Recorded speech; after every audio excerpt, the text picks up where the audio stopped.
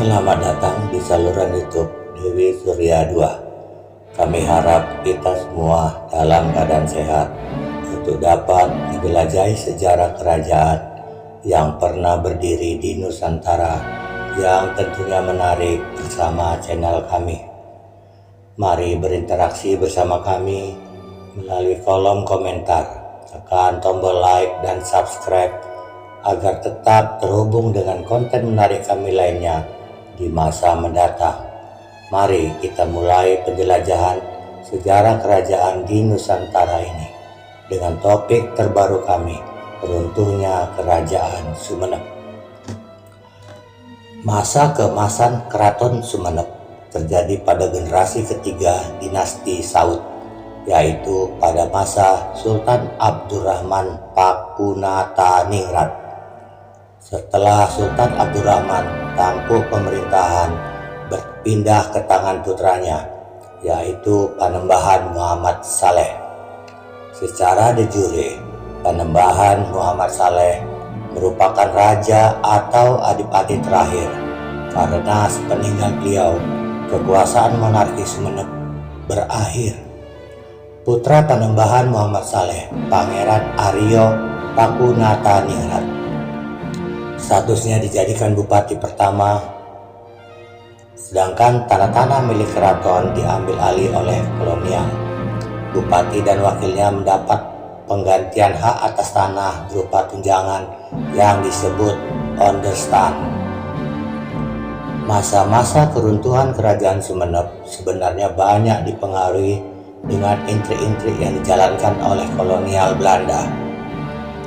Seperti yang digambarkan sebelumnya, kolonial merangsek masuk ke dalam keraton dengan urusan-urusan administratif yang seringkali diwujudkan dalam perjanjian-perjanjian yang merugikan Sumenep, sehingga kekuasaan Raja Sumenep makin mengecil dan akhirnya tertancap sebagai wilayah yang dikontrol penuh oleh kolonial.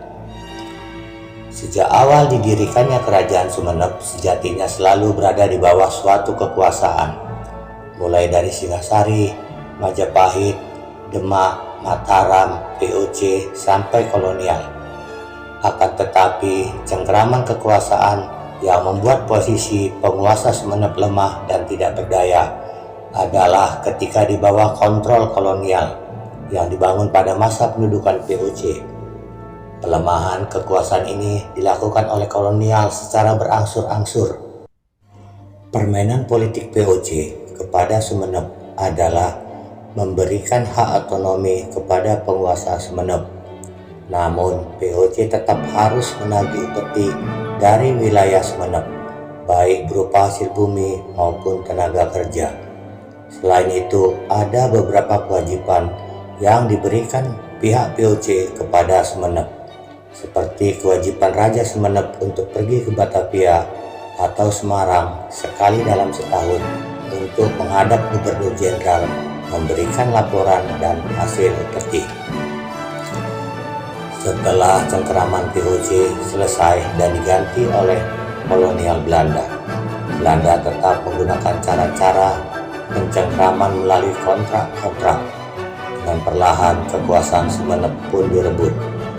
Wewenang penguasa Sumenep terus diperkecil.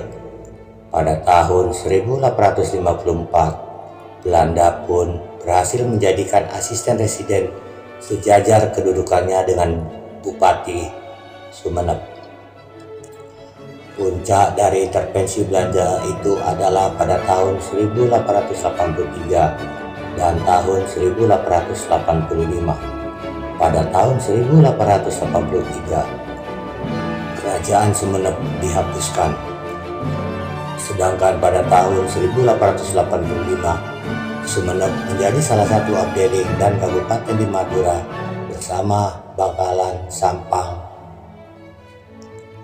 Abdeling diketuai oleh asisten residen dan kabupaten diketuai oleh bupati. Para bangsawan dijanjikan materi-materi yang menggiurkan seperti gaji, uang tunjangan, rumah, dan kantor. Dengan memanfaatkan hal itu, Belanda menjadi penguasa yang menggantikan hegemoni para raja seperti mengatur urusan pajak, menegakkan hukum, membangun lembaga-lembaga pemerintahan, membangun benteng, sampai membentuk pasukan militer. Meski dengan begitu, infrastruktur di Sumeneb berkembang, namun secara politik kekuasaan kerajaan menjadi hilang. Terima kasih telah menonton video kami di saluran YouTube Dewi Surya 2.